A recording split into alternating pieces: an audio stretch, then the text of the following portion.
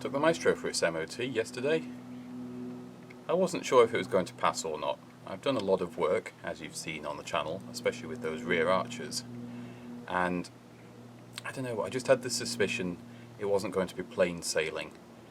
You never know until you put it in, even if you're an MoT tester yourself, because, well, every test is slightly different. But I thought with this car there might be more than I was aware of.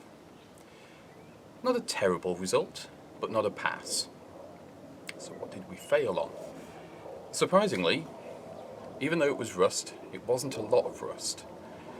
I'll show you exactly what that is in a minute, but on here it tells me integral body structure or chassis has excessive corrosion affecting its strength within 30 centimeters of a body mounting. That's just, there is rust. And there's a little bit on the front wheel arch here on the inside, which I'd completely missed somehow. And there's another little bit underneath the floor, which actually doesn't look to be rust. It looks to be more a historic repair that has a loose corner that needs fixing. It's not a repair I've done, it's a repair from before I owned it. They're going to be fairly easy to actually sort out. It's probably taken me longer to get all the tools out than it will to fix that. The other issue was headlamp insecure, offside front. I've already fixed that one. And position lamp not working, offside rear. That's a blown bulb. I checked all the bulbs twice before going to the MOT, and it still managed to blow one on the day of the MOT. They were a bit of a nuisance to get to on this, and the garage didn't do them, which is fair enough. I didn't ask them to.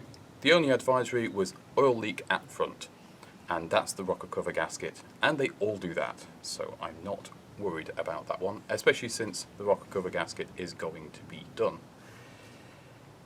I guess we should crack on and fix these issues.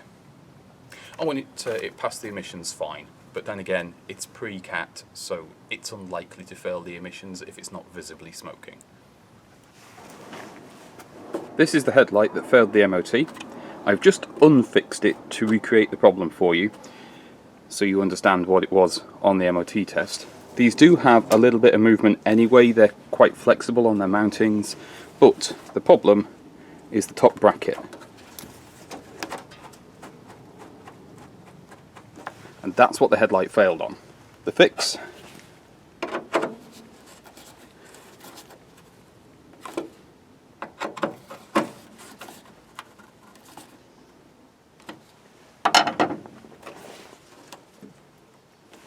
sorted. One off the list.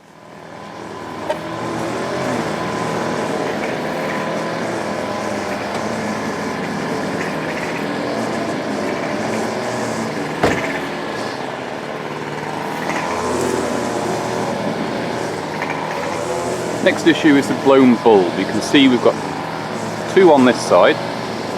We've only got one on this side. That's the one that's gone.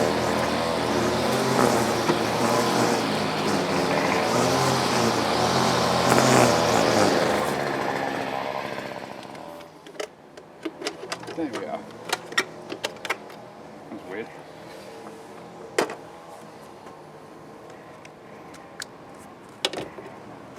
Oh, now it's working.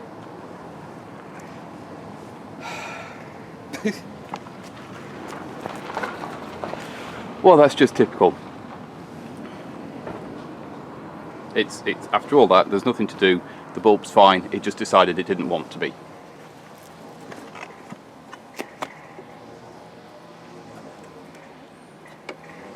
Okay, I'll put it back together. I guess that's fixed too now. Now they're all working like they should, let's move on to the bodywork. Always remember, disconnect your battery when you're going to weld whatever car you're working on. We are underneath the car, and this is the bit on the inner sill, and there's a little patch just here where the edge isn't secured. So I just need to hammer this straight.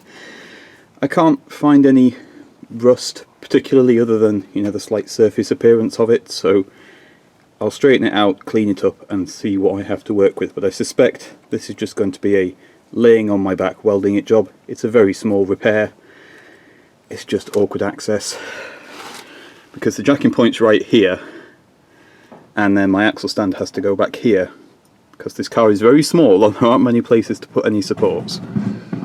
But that shouldn't take me too long. It looks like it's already had some repair work here.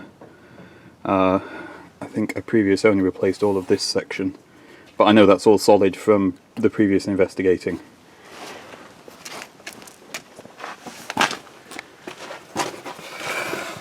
The bigger job is this one, and somehow I managed to miss this. Maybe I thought it was dirt or something, I don't know.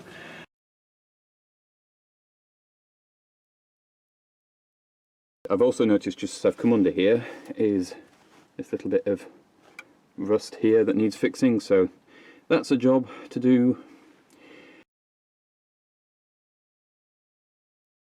But this is the inner arch, and through that hole is the chassis leg, and it's the inner arch side of it that's just failed here. So I'm going to clean all that back with the flat wheel and see what we're left with. It's a fairly flat panel though, good access. I can't see it causing me too much grief, providing the structure behind is still okay. Well, the rust crept a little bit, as rust does. I have a small patch on the actual chassis leg to do. Fortunately, I do have some thicker steel that seems to be the right thickness for that, so that's good. You can't use body thickness for that. And I've got plenty for doing the outside piece. Just going to make a template. It's a nice simple triangle. Weld that in, clean that up, and then we'll replace the outer. I'm not replicating this weird loop thing that went down here. I think that's more of a splash guard than anything else, because this section that was rusty wasn't actually attached here. So I'm just going to attach back to the chassis leg when I put the repair in, since it's just, well, it's just an inner arch. I don't think it will cause any problems. This is going quite quickly, quite smoothly, which is nice. This is my next patch to do, and underneath there is the repair to the chassis leg. Not invisible, but it is strong, and that's all that matters. So I'm happy that's done. I'm going to have to paint this with something. I think I've got some suitable primer that I can put on here to protect this, because I can see this being a bit of a moisture trap. So when everything's all welded up, I'm going to have to put some sort of sealant and undercoat and stuff on here to prevent this from happening again.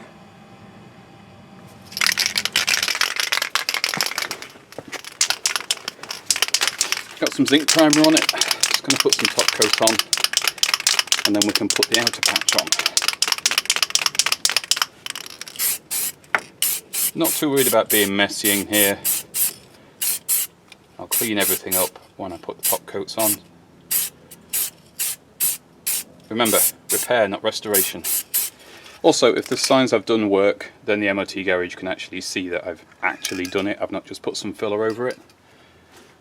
And in my head, at least, that seems like a good idea.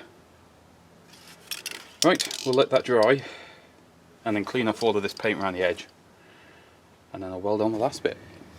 Here we are underneath the car. This is the other repair, and there isn't any rust underneath this really. It was just bent out of shape. I'm going to clean up round here. I can't really film it as I do it because access is quite bad, at least for me and the camera.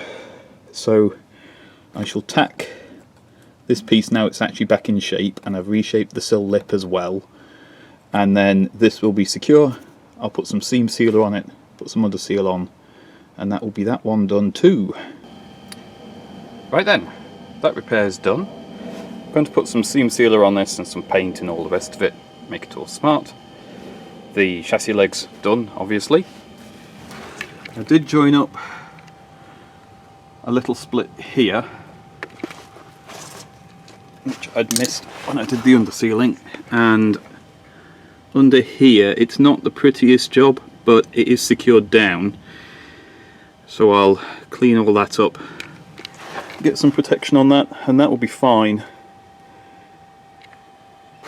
Oh, and I bleached that arch as well just to get the flaky paint off, so I'm going to slap some colour on that just to tidy it up. I'm in here, I might as well. I'll do it properly later, but I just thought since I've got all the tools out, I just didn't want project creep to happen. It is a short while later and we are done. I've splashed some red paint on this arch. I'm going to go back and tidy this up properly and get some better paint on it than I've done. It's just, yeah, it was there, it was bugging me, I wanted to do it. I've seam sealed, primed, painted and undersealed all of this. Hopefully that doesn't look too heavy and undersealed. You can still see there's been work underneath it, so I think that's okay.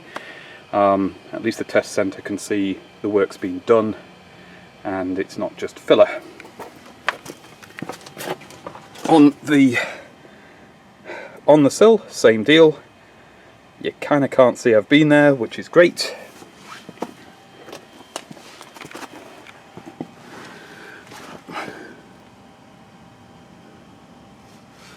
Same deal underneath.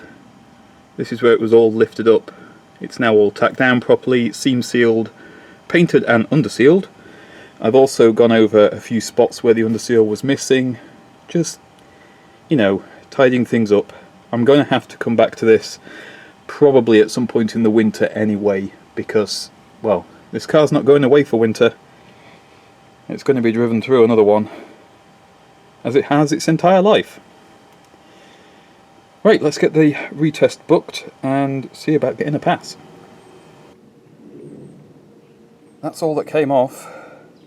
It's not an awful lot. It wasn't a very big repair, really. And there wasn't a lot to cut off because, well, most of the damage was a hole. Well, the good news is we went back for that retest and it did pass. Now, either I lost the clip or I didn't record it, I don't remember. But I don't have it in my editing queue. They inspected the work I'd done, they were happy with it.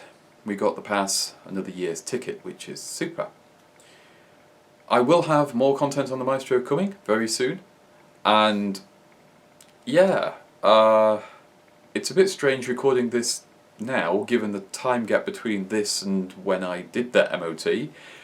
But that's just how it goes when you've got things organised the way I have. It's just one of those things. Thank you for watching. As always, do check the description box below. There's more ways to support the channel down there. Let people know about the channel. Maybe you know somebody that's into crafts or terrible old cars and what they're like to live with and work on and all the rest of it. I know we're a bit of a funny channel here, but that's just how we do things. Stay safe out there, whatever you're up to, and I shall see you all next Tuesday at 3 PM.